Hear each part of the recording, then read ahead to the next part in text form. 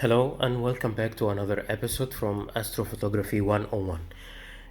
In today's episode, we will be discussing how to control your system, your equipments completely with ASIAir. As you know, there is two options to control your equipment, either by using your laptop by installing a free software like Nina and guiding using PHD2, or using the ASIAir, which combine both of them together in a very compact way, and you can install it to your telescope. So this is the episode that we're gonna talk about two sections here. The first section is how to connect your equipment to the ASIAir, what is the ports available as a USB and power in ASIAir. And once we connect that, we will jump to the mobile and we'll be able to control the ASIAir through the ASIAir application. And I will be demonstrating that in full through going through all the menus in the ASIAir application and doing a full session for the whole night, starting from the polar alignment after you set up your telescope according to the direction of the polar star or Polaris, and then going through all the session until you click record, and then your ASIAir will start to record and guide all the whole session of the full images that you're gonna take for the object you are photographing during the night. So let's begin. First, this is the ASIAir, and I'm just connecting it through the shoe here. It comes with this connector of the shoe, and this is the cable where you connect your ASIAir with USB-C cable through your to your laptop in order for you to take the data from the ASIAir to the laptop. The ASIAir have 4 ports of USB ports in the back. 2 of them is USB 3, and 2 of them is USB 2. The best thing to do is to connect firstly your camera and to use the red cable that comes with the camera or comes with the mount. You connect it to USB 3. This is the cable of the camera itself, so you will be able to have a fast transfer of data using the USB 3 cable. The 2 cables I have here, one of them is for my guiding camera, the other one is for my dew heater. So I'm connecting those to the USB 2 cables that it's available here, and now I'm having extra cable free USB 3.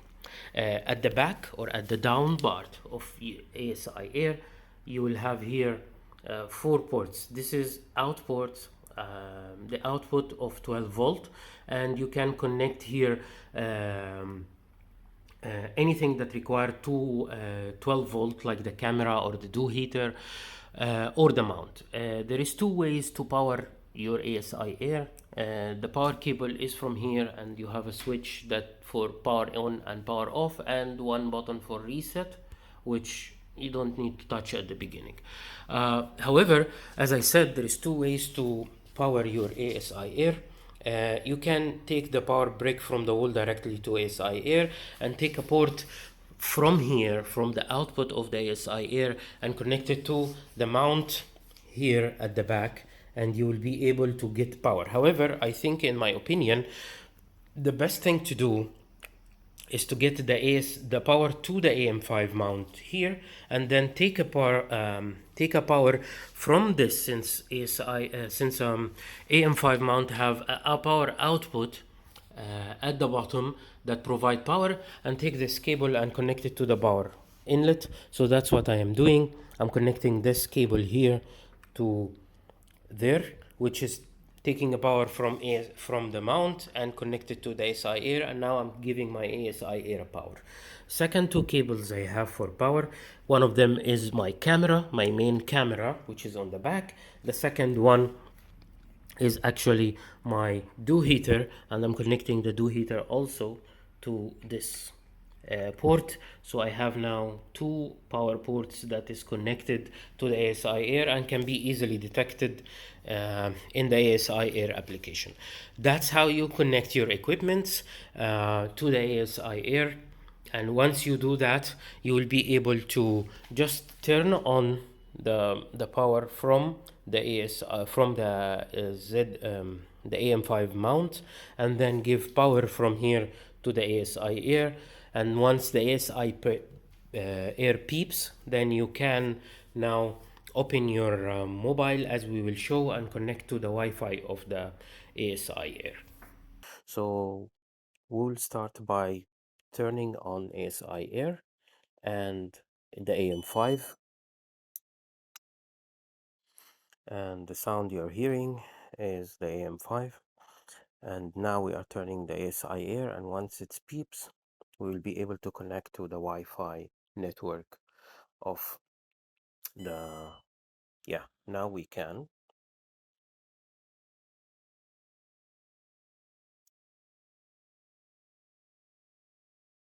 We go to Wi-Fi and we'll be able to see ASI air. If it's the first time you're connecting, you need to enter the password, and the password is 1234567 the default password. Once it's connected, we will be able to enter ASI air.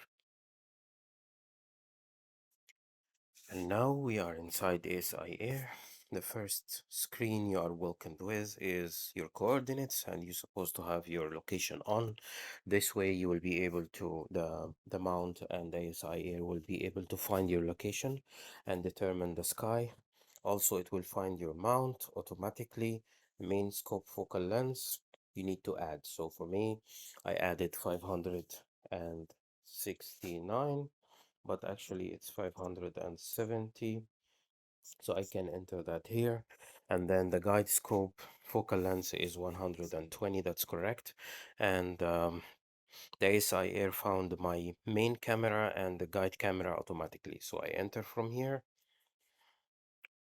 and then I have the screen of the ASI Air. Now you need to know the steps you are doing one by one. So the first thing you will do is polar aligning. The second step you will do is finding the focus.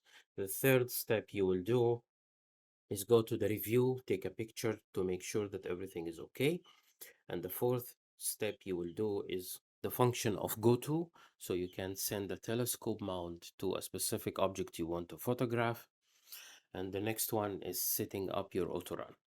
But before we do all of these steps, I will go through all the menus so you know what is the menus and what they are identifying. So first is the menu of the SI Air.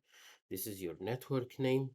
This is your output voltage, sorry, the input voltage, and how much current it's drawn, which is 0.5 amp at the time now.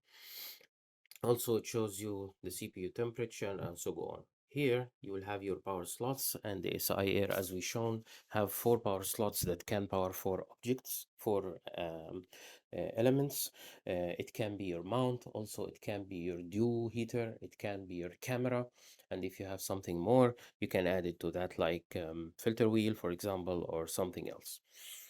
So here we can control our first port, have the camera and it's identified here, and I can choose a different item if I want to power it. Second one is off. I have also do heater here. I can turn it off or on, and it will tell me how much power it drawn, and so go on for all the slots. Right here you can switch off and on the ASI Air, and also you can restart it. Next is the camera. We went through that before, so I will just skim through it. First is your gain. You set up your gain. From here, you set up the main scope, which you already done before, so you don't have to do anything about this number. The cooling, you set it for -10 degrees, and also you can manually control it from here, but I always set it to -10 degrees. And the next one is the guiding. Here I'm setting my gain up to medium. Medium is automatically at 28 for the 120 mm ASI camera from the ZWO, and the main focal length of my scope is 120. We already set it, this one at the beginning. The calibration of the steps, this is something very important. This is to solve a problem. This is determine actually the resolution of the guiding, that's how it's gonna be in how many milliseconds, and in the declination angle and in the RE angle, and all of this can be actually calibrated here. However, For now, you can leave it for the default, and I will tell you later when you can touch this, what kind of problem if you see, then you will need to come here and change this. Um, Next is the advanced, and this is also important because when you go here, you will have the option of dithering. And dithering, I will dedicate a separate episode for it. However, all you need to know is just it randomly move the image a little bit, how many pixels to the right, left, up, and down. You can decide it by here. Tell it, for example, I wanted to um, move a little bit here. The distance is 5, which is mean 5 pixels to the right or the left. It's randomly happening. And the intervals means after how many frames it does the dither. And the dither, you can say, I'm setting it here for 3 frames. So every 3 frames, it randomly moves the image. Why we need to dither? It makes the image a little bit better quality. That's the simplest idea. It has to do with the random read noise of your main sensor, and it will be explained in details when it comes to dithering when we reach there. Um, that's all you need to do about guiding, and then you go to the mount. Also, the mount will determine all of your coordinates. You don't need to touch that.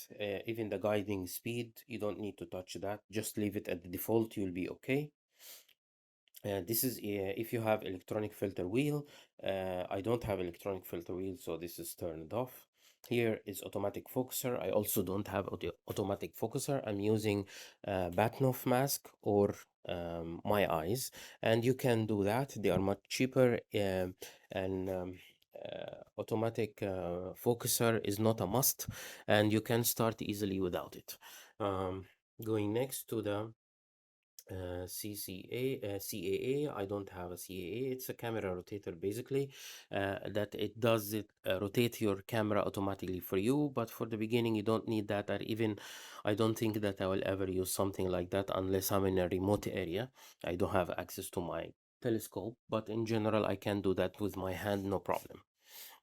Lastly, here you have your storage and the image management, and I can go from any image management to all the images that I already took before in my Autorun. And if I go to light, I can see the pictures that I took before for something like, for example, the M33. This is an image that I took before for the M33, and I from here I even can ask it to go to, and it can go to from here, ask the telescope to do. So this is helpful if you are doing multiple nights for the same image that you want to do you want to your telescope to go exactly to the same position that you did before, that it can do that from here, and then the telescope will go straight away to your object. If it tells you, please, if you click on go to and it tells you you have to go to Autorun, it means that it's ask you from here, instead of using the Autorun, you need the review. So that's the overall of uh, the upper menu here. This is your guiding menu, and we will just reach to it shortly, but now we can start doing our session. We will begin by going for a polar alignment, and it's called PA. And the first thing you need to do is to ask the telescope to look at the sky, and it will determine where is the North Pole from you based on this. Uh, so let's start. Now it's taking a photo and try to plate solve it. And plate solving is basically it has a database inside the system that it tells it what is the map of the sky, and now it's trying based on that map to determine what is the position of yours compared to the location that you set it in the GPS versus the maps that it has in its database. The next is to click next, and then it will start to rotate. As you can see, uh, the telescope is rotating. And once it reach the 60 degrees, then it will take another image. Once it takes another image, it will also plate solve, it will detect, and then it says it's already calculated, so let's go. We'll click on let's go.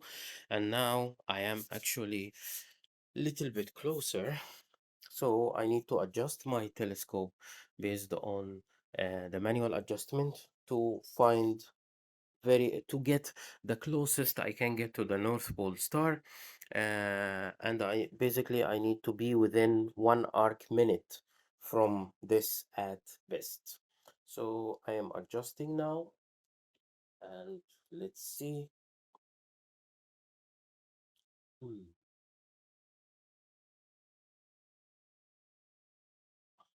And once I adjust, I click refresh, and it will recalculate again and tells me if my adjustment was okay or not. Now I went too far for the upper, so I need to go down a little bit, and I still need to go a little bit to the left. Click refresh again.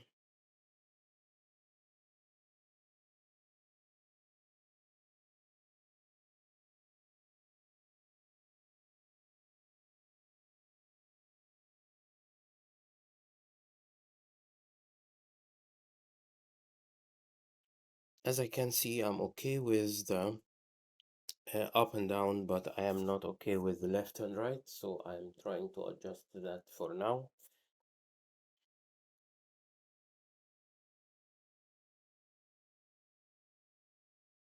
Okay, and now I am within the limits, so it gives me that smiley face, which means I am good to go, and I can click finish, so I can click finish. Once you click finish, the best thing you can do now is go to the mount tab and click to go home position, because now your mount is 60 degrees and this might affect your calibration later. So set it back to the same position and then click start, and it will go back to the same position.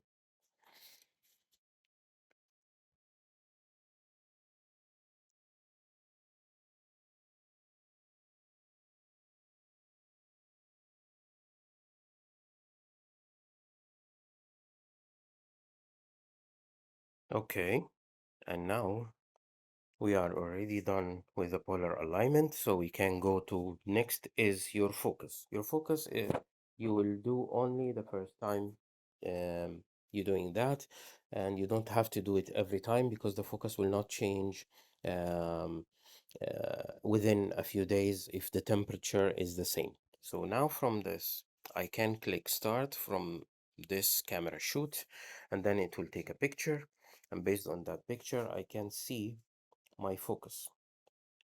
Ah, so I will hide the guiding, I will hide the histogram, and then I can stick this to this object here. Okay, so now it gives me that square, and if I move the screen, I can go to that square, that's the star it can see, and then I need to zoom on it. And if you go to your left upper part, you'll find zoom, so you click on zoom, and then you will be able to see a screen. Give it a second.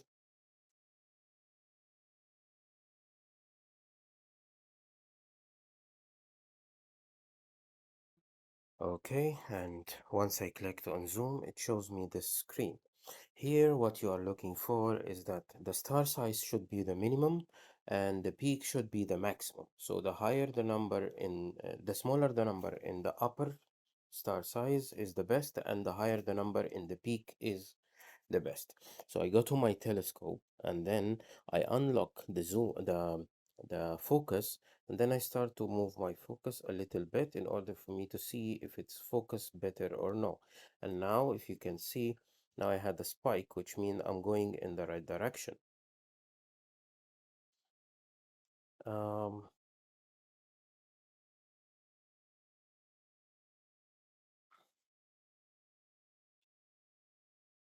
the problem that I'm having here is just because I'm using a filter that is actually um, let me focus.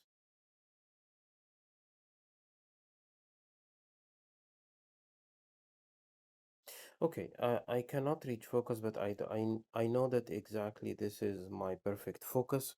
However, it doesn't show the number I'm telling you because the filter I'm using does not block IR and UV.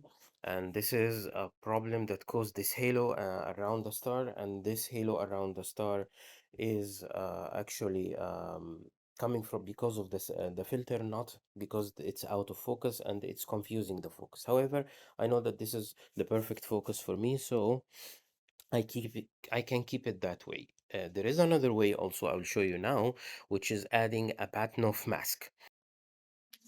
Okay, for focusing by a pattern of mask, the best you can do is start by choosing a bright star in the sky and then move your telescope to it. And once you move your telescope to it, you click on review, you choose from here focus, and then you do a 1 second or half second. Let's start by half second and see.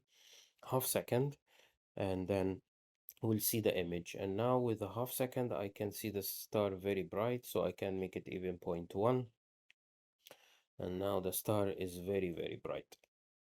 So I go to zoom. Sorry, I need to move this one to the star and then click zoom, and now this is the size of the star. And using a pattern of mask, now I'm installing it in front of the telescope, and you will be able to see the difference. And now, once I installed it, you see this three dots, three lines. And these three lines, you need the one in the middle exactly on the center.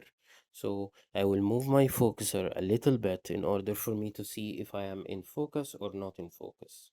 You see? And now I'm moving in focus. It goes up. If you can see now, the center line goes up, and now the center line goes down. And I can get it in the middle by clicking here. And if you can see now, the star size is becomes better. I need to move a little bit more, and now the star size is actually in the right direction. And once I move the baton of mask from this, you'll be able to see the star in a perfect focus. And that's how you do focus with pattern of mask. It's much easier than do it with your eyes if you cannot see properly, so these lines can guide you. And once we are done that, I remove the pattern of mask, and then I click again on the zoom, and then click on stop. And once I click on stop, I'll be able to go back to the main menu. The main menu here is focus, and now I can do a review. And once I go to review, I can take a photo. I select here for the exposure time. I'll take a 5 second photo and see how it's gonna look like. This is just to confirm that everything is okay and everything is in focus, and to see how it looks like. Okay, I took an image and this one looks in focus. However, I have this halo as I showed you because of the sensor. Don't worry about this. So I am in focus, so I can go and tell my telescope to go somewhere now. And once I go to the sky, I can zoom out, and let's say that I want to go, because since I wanted to do this session while Orion or any part of the known skies, common areas are there, but unfortunately it's late now since I waited for the clouds to clear. So I can only show here something else. So I'll go somewhere here and I will tell it to go to this area of the sky. It's randomly, and I will select go to, and my mount now will go to there and try to do something. It's called blade solving again, just to make sure that it's actually in the right place. uh, and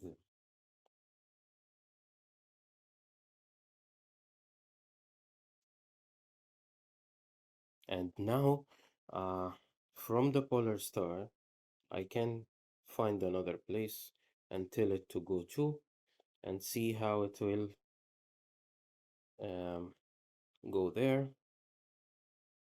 So I'm choosing a random place for now and see how this can go there. So this is just for example, just to make sure that this is going well. And once it goes there, it will be able to see, do plate solving.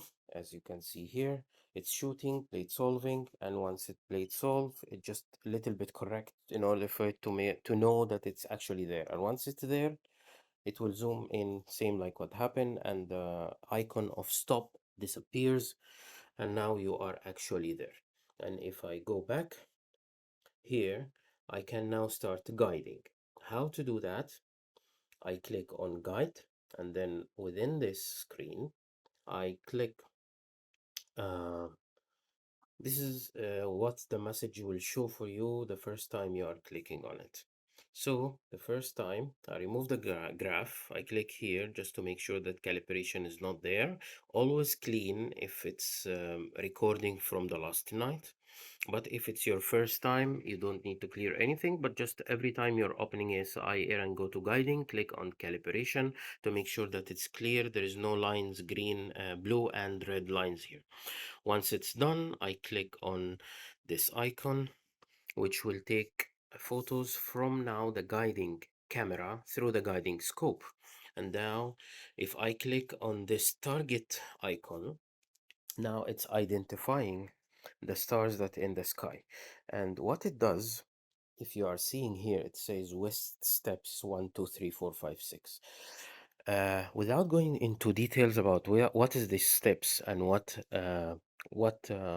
they determine and or what they mean, all you need to know is to find a normal number of steps, and the regular number of steps or the common number or the perfect number here, it's between 9 to 15. If you have less than this, you have too short and too less of a steps. And if you have 50 or 40 or 30 or even 20, that's too much, and you need to have much less than this.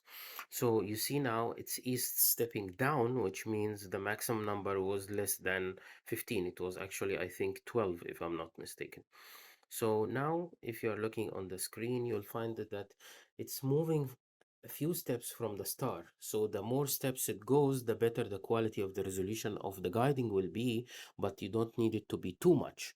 So 12 steps is perfect for our target, and once it's finished, it will give you a graph that it's moving up and down, which is the RA graph and the declination graph, the DE graph.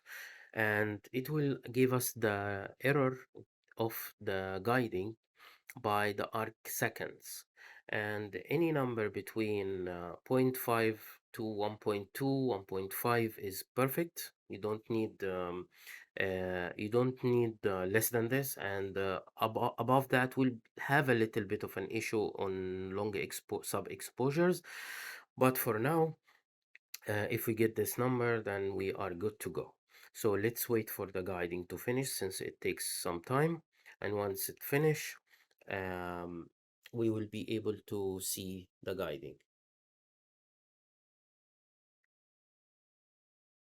Okay, now the guiding is done and the graph started to show the declination angle and the RA axis.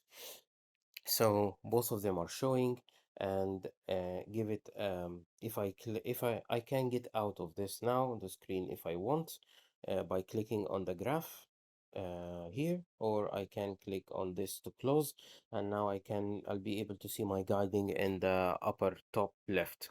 My guiding now is 1.8, which is not perfect by any means. Usually I have better than this, but the sky now is it's very light and have a lot of pollution, so I'm expecting this number to be a little bit less within a few minutes. So I'll give it just a few minutes to finish the screen and start the graph start to move, and the numbers will go down a little bit. Now let's say that this number is actually 1.2, because I know that the problem is not with the scope, it's a problem with the sky. So let's assume that our guiding now is perfect, and now we can go to the object that we want to capture in the sky. And I will go here and choose another object in the sky. that I know the location for. And I will choose something like the M51,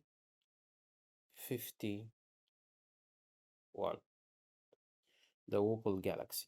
And let's see where is the Opal Galaxy now. And I click go to. It might be blocked by a building or something around me, but let's see where is it in the sky. Yes, it's blocked, so I will stop it, and then I will click here again, choose another one, maybe the M81, the Body Galaxy, and I will click go to, and I will see how it is gonna be.